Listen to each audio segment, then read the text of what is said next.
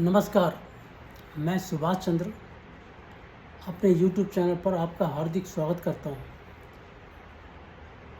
कांग्रेस की आजकल मनस्थिति कुछ समझ नहीं आ रही है। ये सत्ता में आए नहीं, लेकिन इतनी बौखलाहट है। हालांकि संख्या बल बढ़ गया, 52 सीट से 99 सीट हो गई, लेकिन वो 99 सीट लेके ये सोच रहे हैं कि जैसे हम तो सत्ता में आ गए, हम जीत गए। मोदी 240 सीट लेके वो हार गया। ये इनकी जो स्थिति है ये मतलब बिल्कुल समझ से परे है। इनको उल्टे तीर पकड़ने की आदत पड़ गई है, ऐसा लगता है। मोदी से नफरत तो इनकी फंडामेंटल ड्यूटी है, उसके अंदर इनको कोई रोक नहीं सकता, कोई सानी नहीं है इनका। अब आप देखिए G7 मीटिंग में वो बड़ी गर्मजोशी के साथ प्रधानमंत्री मोदी से मिले, उन्होंने उनके गले लगा लिया और बड़े आत्मीयता से बात कर रहे थे। केरल कांग्रेस ने उसके ऊपर क्या ट्वीट लिखा, मतलब मैं तो उसको ट्वीट को देख के दंग रह गया कि देश की इमेज बढ़ रही है और ये चाह रहे हैं कि उसको इमेज को मट्टी कर दें, और ये कर रहे हैं बहुत पहले से। इन्होंने लिखा, finally Pope gets chance to meet the God. अब इसके बाद जब हल्ला मचा तो इन्होंने ईसाई समुदाय से माफ़ी मांगी है। मैं इसको ये जानना चाहता हूँ कि इन्होंने पोप का अपमान किया ये कह के, या नरेंद्र मोदी का अपमान किया, या जीसस क्राइस्ट को इन्होंने साफ कर दिया और जीसस क्राइस्ट की जगह उन्होंने मोदी को बैठा दिया। गॉड कौन? गॉड तो इन्होंने मोदी को बोल दिया ना कि he gets chance to meet the God. तो आपने तो अपने जीसस क्राइस्ट को ही मिट्टी कर दिया। सच्चाई तो यही है। अब इसको ईसाई समुदाय समझे या ना समझे, मेरी बात आप समझ रहे हैं ना। ईसाई समुदाय इसको समझे ना समझे, लेकिन इन्होंने जीसस क्राइस्ट को ही ख़त्म कर दिया, उसकी जगह मोदी को बैठा दिया। मोदी जी ने एक अपने इंटरव्यू में जो आज तक में दिया, रजत शर्मा को कहा था, उसमें कहा था कि मुझे भगवान ने किसी विशेष काम के लिए भेजा है। तो राहुल गांधी इसी पर उछल पड़ा था कि ये तो अपने आप को भगवान समझता है। अरे भाई, तुमने तो पोप के साथ मीटिंग में उसको भगवान कह के तुमने खुद ही मान लिया भगवान है वो। तो ये जो इनकी जो मनस्थिति है ये बड़ी, मेरे को तो लगता है बड़ी दयनीय है कि ये कुछ भी बोल देते हैं और फिर आगे पीछे भागते फिरते हैं। और दूसरा, इन्होंने उल्टा तीर क्या लिया, एलन मस्क ने ईवीएम का हल्ला ठोक दिया और कूद पड़ा राहुल गांधी, हमारे यहाँ तो ब्लैक बॉक्स है जी ईवीएम। अरे यार, इतना संख्या बल बढ़ गया, तुम्हारे 92 से 99 हो गए, उसके अखिलेश यादव के 5 से 37 हो गए, फिर तुम ईवीएम को रो रहे हो। अखिलेश कहता नहीं जी, ईवीएम ख़त्म करो, बैलेट बॉक्स से चुनाव कराओ। क्यों? बैलेट बॉक्स से तुम सारे के सारे 543 मेंबर जीत जाओगे। अरे भाई, ईवीएम में गड़बड़ होती तो मोदी की 240 की 400 सीट आती, अब तुम्हारी 99 में 9 पे रह जाती वो।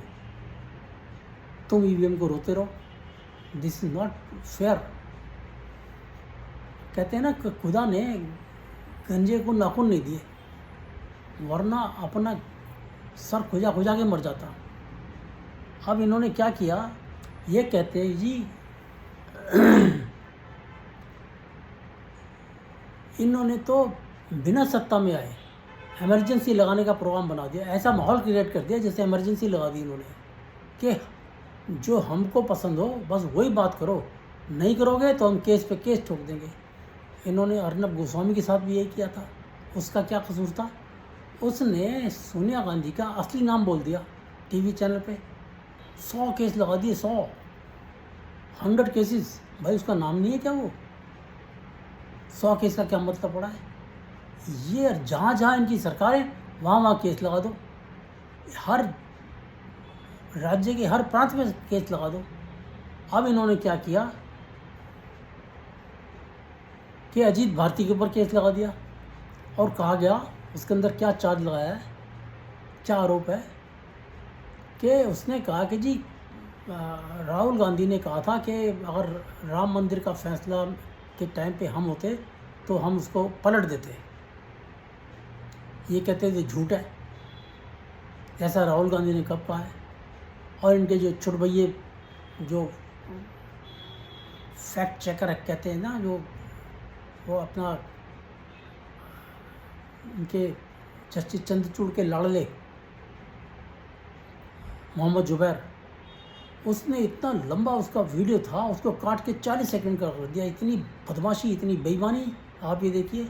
और उसने उसको बदनाम कर दिया कि तूने झूठ बोला है। झूठ कैसे बोला है? What Ajit Bharti said, it was repetition of what Acharya Pramod Krishnam has said. Acharya Pramod Krishnam ने साफ कहा था कि क्लोज डोर मीटिंग में अपने बड़े खास लोगों के साथ राहुल गांधी ने कहा था कि अगर हम सत्ता में होते और ये राम मंदिर का फैसला आता तो हम सुपर कमीशन बना के इसको पलट देते। अब तुमने प्रमोद कृष्णम को तो नहीं पकड़ा, उसके खिलाफ तो केस नहीं किए, अजीत भारती को पकड़ लिया। ये है इमरजेंसी कि हमारे मन की बात नहीं की तो हम तुम्हें कोर्ट में रगड़ देंगे, हर जगह केस फाइल कर देंगे। और ये आरोप लगा के ये साबित करना चाह रहे हैं कि राहुल गांधी तो हिंदू धर्म का बहुत बड़ा मानने वाला है। कैसे है भाई? क्या राम मंदिर का समर्थन किया उसने? सीधा सीधा ही जवाब दें। राहुल गांधी ने उस व्यक्ति से मुलाकात की अपने भारत जोड़ो तोड़ो यात्रा में, जॉर्ज पोनैया। उसने मोदी को और अमित शाह को गंदी भाषा बोली थी, उसको अरेस्ट कर लिया गया था और उसने गिड़गिड़ाया था वहाँ पर कोर्ट में। उस व्यक्ति से राहुल गांधी ने उस यात्रा में मीटिंग की और उस व्यक्ति ने क्या कहा था? ये भी कहा था कि हम ईसाई लोग जूते इसलिए पहनते हैं कि भू माता की जो गंदगी है हमारे पैरों में ना लग जाए। इतना बड़ा मान भारत माता का, और तुम उसके साथ मुलाकात कर रहे हो। तुमने उसके खिलाफ राहुल गांधी ने एक शब्द नहीं बोला, एक शब्द नहीं बोला। आए दिन मुस्लिम संगठन और इंडिविजुअल मुस्लिम्स राम मंदिर को तोड़ने की धमकी दे रहे हैं। राहुल गांधी ने कहीं प्रतिकार किया उसका? कहीं नहीं किया। ना राहुल गांधी ने किया, ना कांग्रेस ने किया, ना अखिलेश यादव ने किया, कोई नहीं करता। लेकिन अब ये अजीत भारती ने अगर कह दिया तो जो उसको लेके वो दावा कर रहे हैं, एक तरह से प्रूव करने की कोशिश कर रहे हैं कि राहुल गांधी तो हिंदू धर्म का पुजारी है। कैसे है भाई?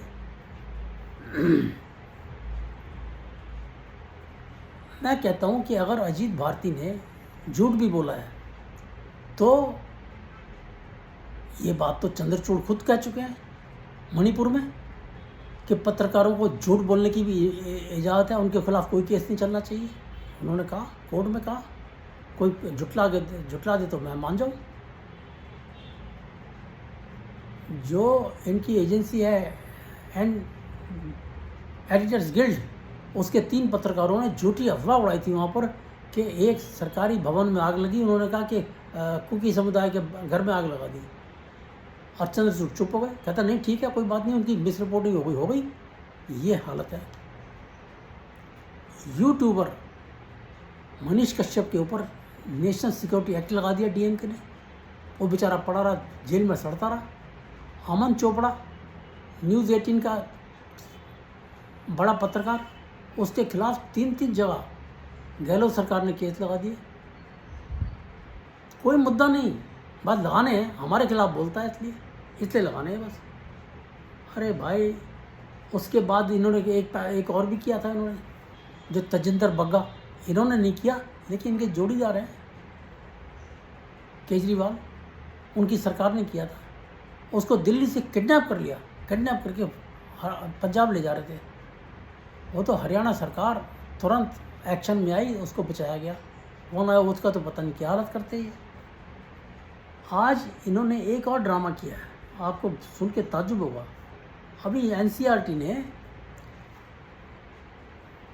पुस्तकों से गोधरा के चैप्टर हटाए हैं और बाबर का नाम हटाया है। बाबरी मस्जिद की जगह लिख दिया उन्होंने 3 गुंबद की मस्जिद ढांचा, 3 गुंबद का ढांचा। ये तो बिखर गए, क्यों नहीं बिखरेंगे? बाबर के वंशज हैं भाई, नेहरू होके आया था बाबर की कब्र पे, इंदिरा गांधी होके आई थी बाबर की कब्र पे। ये इनके नटवर सिंह विदेश मंत्री थे, उन्होंने खुद बताया कि इंदिरा गांधी गई थी, जबकि उसने मना किया जी वहाँ पे कुछ नहीं है, कि नहीं फिर भी जाएंगे हम, होके आई थी वहाँ पर। तो तुम तो बाबर के वंशज हो, तुम्हें तो भाई अफ़गानिस्तान चला जाना चाहिए। बड़ी सिंपल सी बात है। और जयराम रमेश आज कहता है एनसीईआरटी को कि ये तो 2014 से आरएसएस की शाखा की तरह काम कर रहा है। आरएसएस का मुख्य भागवत अगर कुछ कह दे मोदी के लिए या मणिपुर के लिए तो तुम उछल पड़ते हो, उसकी जय जय जयकार करने लगते हो। यहाँ कह रहे हो आरएसएस की शाखा है एनसीईआरटी। और भाई एनसीईआरटी 1961 में बना था, सुन लीजिए, 1961 में बना था। 61 से लेके 2014 तक 2.5-3 साल आप निकाल दीजिए जनता पार्टी की गवर्नमेंट, 6 साल निकाल दीजिए अटल जी की गवर्नमेंट, बाकी टाइम तो 45 साल आपकी सरकार थी। तो इसका मतलब कांग्रेस पार्टी की शाखा के रूप में काम कर रहा था एनसीईआरटी। और सारे मुसलमान एजुकेशन मिनिस्टर थे, 4 मुसलमान एजुकेशन मिनिस्टर। उन्होंने सारा का सारा हिंदू इतिहास बदल दिया। महाराणा प्रताप शिवाजी को उन्होंने देशभक्ति नहीं बताया, ऐसी हालत की, और मुगलों का गुणगान कर दिया। तो एनसीईआरटी तो आपका मतलब क्या कहें कि क्या था, वो आपका गुलाम था, जो चाहा आपने उससे वो कराया। तो इनको ये पता नहीं चल रहा कि हम बोल क्या रहे हैं। और ये जो स्थिति है बड़ी घातक है। आप भाई ये तो देखो, वो सरकार बन गई है, सरकार चलने दो। आपके जो घोड़े खोल रहे हैं पार्लियामेंट में खोल लेना।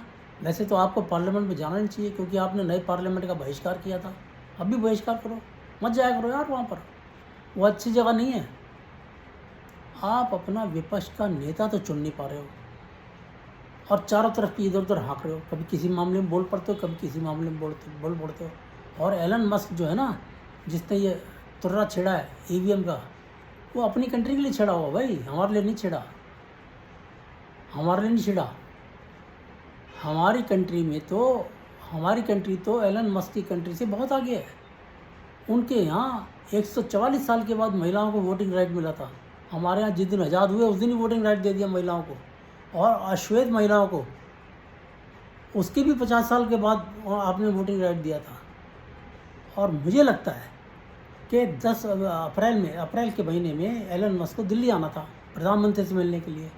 उसने मीटिंग अपनी विज़िट कैंसिल कर दी और कहाँ गया, चाइना चला गया, क्योंकि वहाँ उसको अपनी टेस्ला के लिए बड़ा बिजनेस दिखाई दे रहा था, ऐसा लगता है। जबकि उसको बिजनेस यहाँ भी है, यहाँ भी लगा रहा है अपनी यूनिट्स को।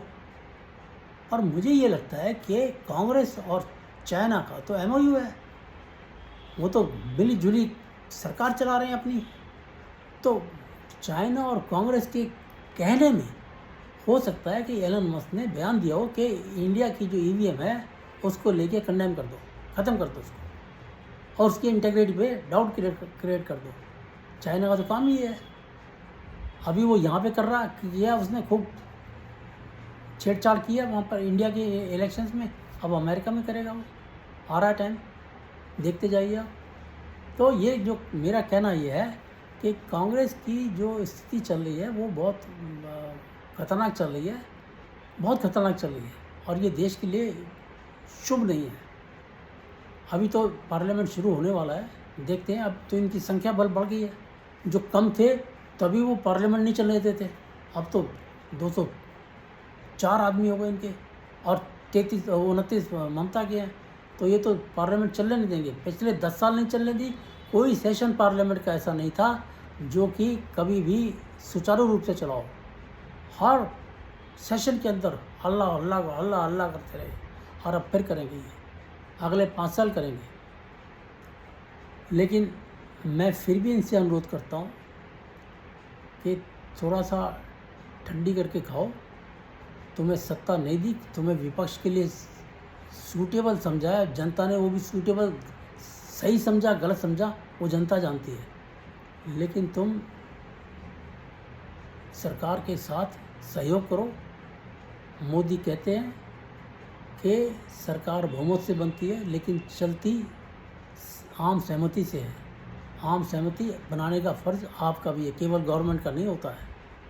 ये इतना विरोध, इतना मोदी से नफ़रत, और माफ़ कीजिए भागवत जी कह रहे हैं इनको प्रतिपक्ष कहो, इनको विरोधी मत कहो। अरे विरोधी, मैं तो कहता हूँ ये तो रावण के ज़माने के राक्षस हैं जो देश को ही ख़त्म कर देना चाहते हैं।